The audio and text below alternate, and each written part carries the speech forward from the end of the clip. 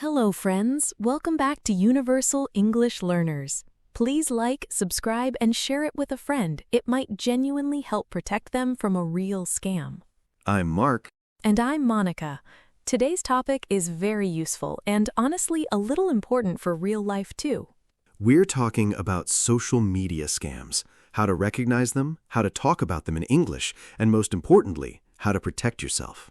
You'll learn vocabulary, a short story, several common scam types, and practical safety tips you can actually use.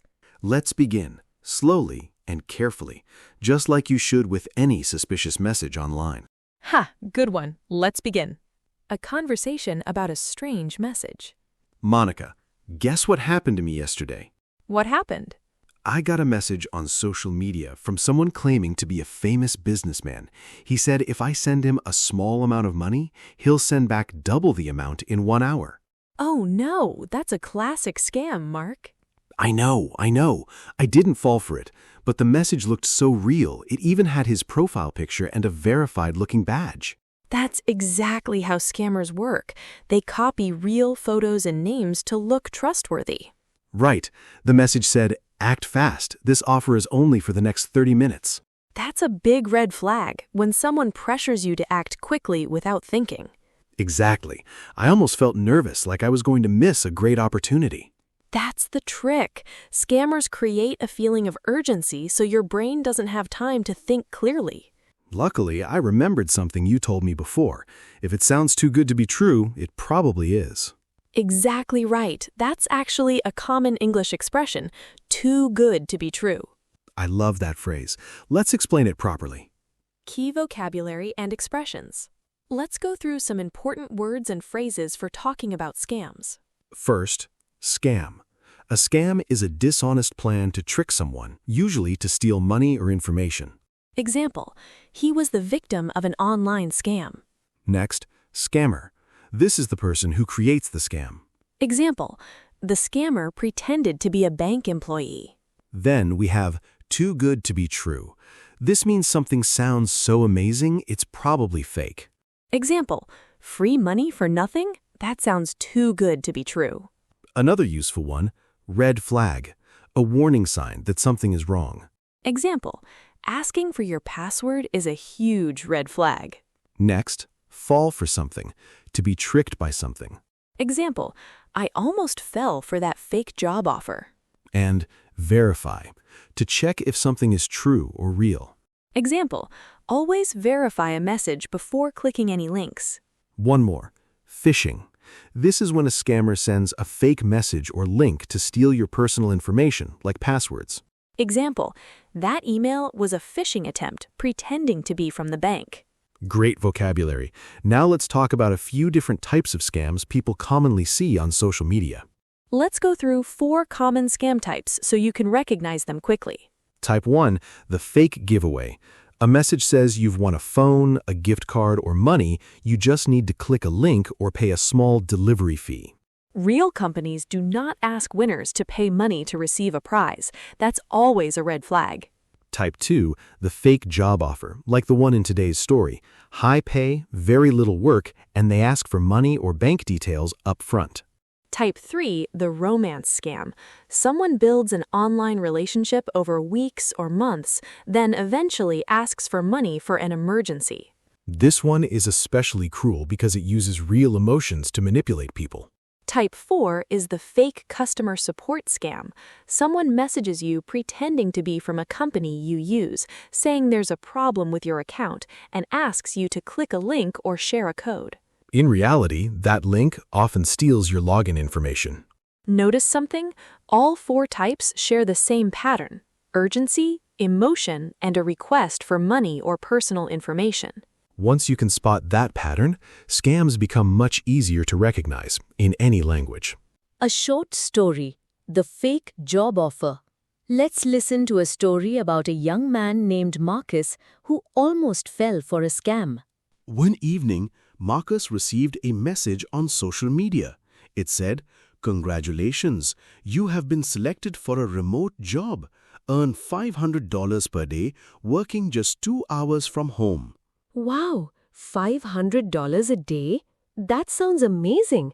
But wait, that also sounds too good to be true. Marcus decided to reply carefully without giving any personal information yet. Hi, thank you for the offer. Can you tell me more about the company? Of course, our company works with international clients. To start, we just need a small registration fee of $50 and your bank account details. Marcus paused. Something felt wrong. Why would a real job ask me to pay money first? This was a big red flag. Real employers pay you. They don't ask you to pay them, especially not before you even start working. Marcus decided to verify the company. He searched the company name online. He found nothing. No website, no reviews, no real information. Just the same message reported by many other people as a scam. I almost fell for that. Good thing I checked first. Marcus blocked the account and reported the message to the social media platform. Later, he told his sister about it. Always remember, if a job or an offer sounds too good to be true, verify it before doing anything. Never pay money to receive a job, and never share your bank details with strangers online. His sister thanked him because a similar message had appeared in her messages too, just that same week. And that is how a little knowledge and a little patience protected both Marcus and his sister from a common online scam. How to stay cautious and protect yourself. Now let's talk directly about how to stay safe. This part is important, so listen closely. Tip number 1. Slow down before you act. Scammers want you to react quickly without thinking. If a message creates panic or excitement, pause first. Tip number 2. Never share personal information with strangers. No passwords, no bank account numbers, no one-time codes, no ID numbers. Real companies, banks and employers will never ask for your password through a message. Tip number 3. Verify before you trust. Search the company or person's name online. Look for real reviews, a real website, and real contact information. Tip number 4. Be careful with links. If a link looks strange or the website address doesn't match the real company name, do not click it. Tip number 5. Remember, real opportunities don't ask you to pay first. Whether it's a job, a prize, or an investment, if you must pay money to unlock something valuable, be very suspicious. Tip number 6. Talk to someone you trust. If you're unsure about a message, ask a friend or family member before responding. A second opinion can save you from a costly mistake. And finally, tip number 7. Report and block. Most social media platforms let you report scam messages. This protects not just you, but other people too. Remember these simple words: slow down, don't share personal information, verify before you trust, and trust your instincts. If something feels wrong, it probably is. These habits work in every language and in every country because scammers everywhere use the same tricks. Vocabulary recap from today's episode. Let's recap the important words from today's episode. Scam, a dishonest plan to trick someone. Scammer, the person who creates the scam. Too good to be true, something that sounds too amazing to be real. Red flag, a warning sign. Fall for something, to be tricked by something. Verify, to check if something is real or true. Phishing, a fake message or link designed to steal information. Try to use 2 or 3 of these words in a sentence in the comments below. Speaking practice. Now let's practice speaking. Repeat after Monica and me. That sounds too good to be true. This is a huge red flag. I almost fell for that scam. Always verify before you click a link. Never share your bank details with strangers. If something feels wrong, trust your instincts. Wonderful! These are useful sentences for real life, not just for English practice. Quick quiz. Let's test your understanding. True or false? Number 1. Marcus paid the $50 registration fee immediately. Answer: false. Marcus asked questions first and then verified the company. Number 2. A real job usually asks you to pay money before you start working. Answer: false. Real employers pay you. They don't ask for money first. Number 3. You should always slow down and think before responding to an urgent message. Answer: true. Urgency is one of the biggest tricks scammers use. Number 4. It's safe to share a one-time code with someone from customer support if they ask. Answer: false.